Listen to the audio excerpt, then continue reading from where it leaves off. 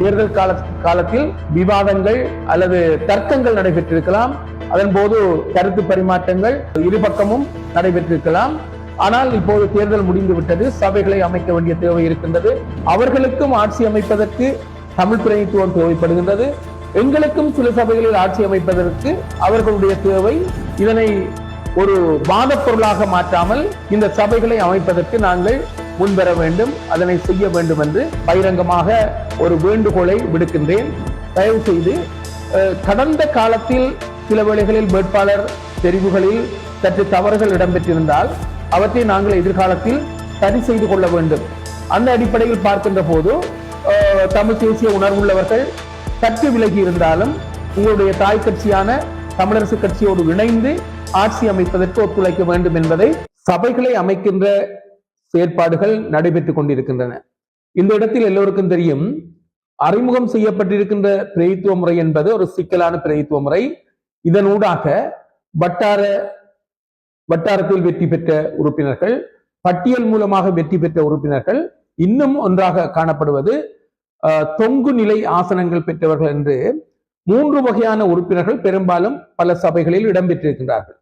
இந்த நிலையில் ஆளுங்கட்சியாக இருந்தால் என்ன அல்லது எதிர்கட்சிகளாக இருந்தால் என்ன, எல்லா கட்சிகளுக்கும் சபைகளை அமைக்கின்ற விடயத்தில் சிரமங்கள், சிக்கல்கள் காணப்படுகின்றன.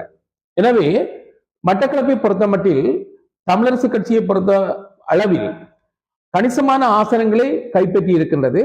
கணிசமான ஆசனங்களை கைப்பற்றி இருந்த போதிலும் அதில் 3 வகையான நிலைமை காணப்படுகின்றது. ஒன்று, தனித்து நின்று ஆட்சியாக அமைக்கக்கூடிய கணிசமான பெரும்பான்மையை பெற்றிருக்கின்ற சூழ்நிலை காணப்படுகின்றது. ஓரிரு ஆசனங்களை பெற்று, ஓரிரு அல்லது 3 ஆசனங்களை பெற்றுக்கொண்டு ஆட்சி அமைக்கின்ற நிலைமைகள் காணப்படுகின்றது. இன்னும் சில விடயங்கள் சற்று சவாலாக சபைகளை அமைக்கின்ற விடயங்களும் காணப்படுகின்றது. இந்த இடத்தில் நான் சொல்லக்கூடிய ஒரு விடயம் என்னவென்றால், எமது கட்சியில் சில உறுப்பினர்கள் வேட்பாளர்களாக போட்டியிட வேண்டும் என்ற விருப்பத்தோடு நீங்கள் உங்களுடைய விண்ணப்பங்களை தந்திருக்கலாம். அவ்வாறு தந்தும் சில வேளைகளில் போட்டிகள் காரணமாக உங்களுடைய விண்ணப்பங்கள் தவிர்க்க முடியாமல் உங்களை சேர்த்துக் கொள்ள முடியாத நிலைமை ஏற்பட்டிருக்கலாம். அப்படியானவர்கள் உங்களுடைய பலத்தை காட்டுவதற்காக நீங்கள் போட்டியிட்டு தமிழ் தேசிய உணர்வோடு வென்றிருக்கலாம். எனவே அவர்களிடம் நாங்கள் கேட்டுக்கொள்ளக்கூடிய ஒரு விடயம் என்னவென்றால், தயவு செய்து கடந்த காலத்தில் சில வேளைகளில் வேட்பாளர் தெரிவுகளில் சற்று தவறுகள் இடம்பெற்றிருந்தால் அவற்றை நாங்கள் எதிர்காலத்தில் சரி செய்து கொள்ள வேண்டும். அந்த அடிப்படையில் பார்க்கின்ற போது தமிழ் தேசிய உணர்வுள்ளவர்கள் சற்று விலகி இருந்தாலும் உங்களுடைய தாய் கட்சியான தமிழரசு கட்சியோடு இணைந்து ஆட்சி அமைப்பதற்கு ஒத்துழைக்க வேண்டும் என்பதை கேட்டுக்கொள்கின்றோம். அதைவிடவும் தமிழ் தேசிய பரப்பில் பயணிக்கின்ற கட்சிகள் இருக்கின்றன. அந்த கட்சிகள் ஏறத்தாழ ஒத்த கொள்கையோடு பயணிக்கின்ற கட்சிகளாக இருக்கின்றன. அந்த கட்சிகள் கூட சில ஆசனங்களை பெற்றிருக்கின்றன. அந்த கட்சிகளும் கூட வேறு கட்சிகளோடு இணைந்து ஆட்சி அமைக்கக்கூடிய ஒரு சூழ்நிலை இல்லை. எனவே அப்படியான கட்சிகளும் கூட தமிழரசு கட்சியோடு இணைந்து ஆட்சி அமைக்கக்கூடிய ஒரு சூழ்நிலையை நாங்கள் உருவாக்க வேண்டும். இதையும் விட அடுத்த இன்னொரு விடயம் சொல்ல வேண்டும். மட்டக்களப்பு மாவட்டம் என்பது பல்லின சமூகத்தை கொண்ட ஒரு மாவட்டம்.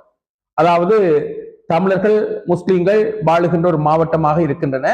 கடந்த காலத்திலும் கூட தமிழ் மக்கள் விடுதலை புலிகள் கட்சியினர் தமது சபை ஒன்றினை அமைப்பதற்காக முஸ்லிம் காங்கிரஸ் கட்சியோடு இணைந்து அவர்கள் ஆட்சி அமைத்திருக்கின்றார்கள் என்பதை எங்களுடைய முன்னாள் அமைச்சரும் இந்நாள் பாராளுமன்ற உறுப்பினருமான ஹிஸ்புல்லா அவர்கள் அந்த கருத்தினை வெளிப்படுத்தியிருந்தார். உண்மையும் கூட அதுதான். அவை தவிர்க்க முடியாத சூழல். அவர்களுக்கும் ஆட்சி அமைப்பதற்கு தமிழ் பிரதிநிதித்துவம் தேவைப்படுகின்றது. எங்களுக்கும் சில சபைகளில் ஆட்சி அமைப்பதற்கு அவர்களுடைய தேவை உணரப்படுகின்றது. இது எந்த கட்சியாக இருந்தாலும் இப்படியான ஒரு நிலைமை காணப்படுகின்றது. அதாவது பரஸ்பரம் ஒரு சபையில் தமிழ் பிரதிநிதித்துவம் அதிகமாக இருக்கின்ற போது அந்த தமிழ் பிரதிநிதித்துவத்தோடு இணைந்து ஆட்சி அமைப்பதற்கு சில முஸ்லிம் சகோதரர்கள் தயாராக இருக்கின்றார்கள். அதே போன்று முஸ்லிம் பிரதிநிதித்துவம் அதிகமாக இருக்கின்ற சில இடங்களில் தமிழர் பிரதிநிதித்துவம் குறைவாக இருக்கிற இடங்களில் தங்களுக்கு ஆட்சி அமைப்பதற்கு எமது உறுப்பினர்களின் தேவை இருக்கின்றது. எனவே அந்த அடிப்படையில் பார்க்கின்ற போது இதில் நாங்கள் எந்த ஒரு நிலையிலும் அடம்பிடித்துக் கொண்டு நிற்க முடியாத நிலைமை இது காணப்படுகின்றது. கடந்த காலத்தில் கூட அதனை அழகாக எங்களுடைய பாராளுமன்ற உறுப்பினர் ஹிஸ்புல்லா அவர்கள் குறிப்பிட்டிருந்தார். கடந்த காலத்தில் சபை அமைக்கின்ற விடயத்தில் டிஎம்பிபி கட்சியினர் தங்களோடு பேரம் பேசி வாகரை பிரதேச சபையை கைப்பற்றின விடயத்தையும் கூட அவர் சொல்லியிருந்தார். பாலச்சேனையிலும் கூட அவ்வாறு நடந்தது என்று குறிப்பிட்டிருந்தார். ஆகவே இது எந்த கட்சிக்குமோ ஒரு தவிர்க்க முடியாத ஒரு நிலைமை ஒன்று காணப்படுகிறது. எனவே தயவு செய்து நாங்கள் சொல்லக்கூடிய ஒரு விடயம் என்னவென்றால், பரஸ்பரம் புரிந்துணர்வோடு முஸ்லிம் சபைகளை அமைப்பதற்கு அல்லது முஸ்லிம் கட்சிகள் சபைகளை அமைப்பதற்கு தமிழ் தேசியம் சார்ந்த கட்சிகளின் உதவியை வேண்டி நிற்கின்றன.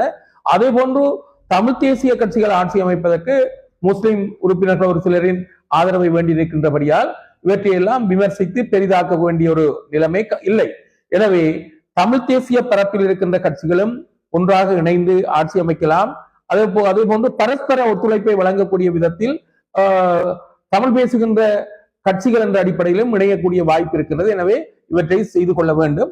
அதற்கிடையில் எங்களுடைய பதவிசார் போட்டிகளுக்காக நாங்கள் போட்டியிட்டுக் கொண்டிருக்காமல் விட்டுக் கொடுப்புகள் மூலமாக சபைகளை அமைக்கக்கூடிய வாய்ப்பு அதிகமாக இருக்கின்றது.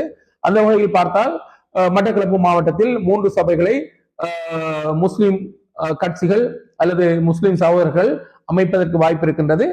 ஏனைய 9 சபைகளையும் தமிழ் மக்கள் அல்லது தமிழ் மக்கள் சார்ந்த தமிழ் தேசிய கட்சிகள் அமைப்பதற்கு வாய்ப்பு இருக்கின்றது. எனவே இந்த இடத்தில் இதனை ஒரு வாத பொருளாக மாற்றாமல் அல்லது விதண்டாவாதம் செய்யாமல் நடைமுறை சாத்தியத்தின் அடிப்படையில் இந்த சபைகளை அமைப்பதற்கு நாங்கள் முன்வர வேண்டும், அதனை செய்ய வேண்டும் என்று இந்த இடத்தில் நான் பகிரங்கமாக ஒரு வேண்டுகோளை விடுக்கின்றேன். தேர்தல் காலத்தில் பரஸ்பரம் விவாதங்கள் அல்லது தர்க்கங்கள் நடைபெற்றிருக்கலாம். அதன் போது கருத்து பரிமாற்றங்கள் இரு பக்கமும் நடைபெற்றிருக்கலாம். ஆனால் இப்போது தேர்தல் முடிந்து விட்டது. சபைகளை அமைக்க வேண்டிய தேவை இருக்கின்றது. வாக்களித்த மக்களின் எதிர்பார்ப்புகள் இருக்கின்றன.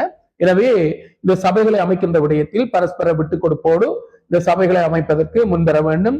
அதிகபட்சமான ஆசனங்களை பெற்ற கட்சிகள் என்ற அடிப்படையில் அவற்றுக்கு இந்த சபைகளை அமைப்பதற்கான ஒரு யோக்கியதை இருக்கின்றது என்பது என்னுடைய கருத்தாக இருக்கின்றது. இதுதான் இப்போதைய கள நிலவரமாக இருக்கின்றது. அதேவேளை இந்த சபைகளை அமைக்கின்ற விடயத்தில் தவறான வழிமுறைகளை பின்பற்றுகின்றவர்கள், அதாவது மனித கௌரவ உறுப்பினர்களை பணத்தினால் பரிமாற்றம் செய்கின்ற அந்த செயல்பாடுகளில் ஈடுபடுகின்ற செயல்பாடுகள் இருக்கக்கூடாது. அது எங்களுடைய கௌரவ உறுப்பினர்களை மலினப்படுத்துகின்ற ஒரு செயல்பாடாகத்தான் அமைந்திருக்கும். எனவே அப்படியான செயல்பாடுகளை கைவிட வேண்டும். அது ஒரு மோசடியான செயல்பாடாகவும் இருக்கும் என்பதை இந்த இடத்தில் நான் திட்ட தெளிவாக கூறிக்கொள்ள விரும்புகின்றேன். பெரும்பாலும் வடக்கு கிழக்கில் தென்னிலங்கை சார்ந்த கட்சிகள் ஆட்சி அமைப்பது என்பது சிரமமான விடயம். ஏனென்றால் அவர்களுக்குரிய பெரும்பான்மை என்பது பெரும்பான்மை இனத்தவர்கள் என்ற அடிப்படையில் தென்னிலங்கையில் சாத்தியமாக இருந்தாலும் வடக்கு கிழக்கில் அந்த சாத்தியம் இல்லை. ஏனென்றால் தென்னிலங்கை சார்ந்த கட்சிகள் சமத்துவம் பேசினாலும் சமத்துவ அடிப்படையில் தீர்வுகளை காண்பதற்கு முன்வரவில்லை என்பதை தமிழர்கள் 6 மாத காலத்திற்குள் விளங்கி கொண்டிருக்கின்றார்கள். எனவே இந்த இடத்தில் நான் சொல்லக்கூடிய ஒரு விடயம் புரிந்துணர்வு, விட்டுக் கொடுப்பு, அதே வேளையில் பெருந்தன்மை என்ற அடிப்படையில் இந்த சபைகளை அமைக்க வேண்டிய தேவை இருக்கின்றது. அதனை எமது கௌரவ உறுப்பினர்கள் தங்களுடைய கௌரவத்தை தாழ்த்தி கொள்ளாமல் செய்வதற்கு முன்வருவார்கள் என்ற நம்பிக்கை எனக்கு உண்டு.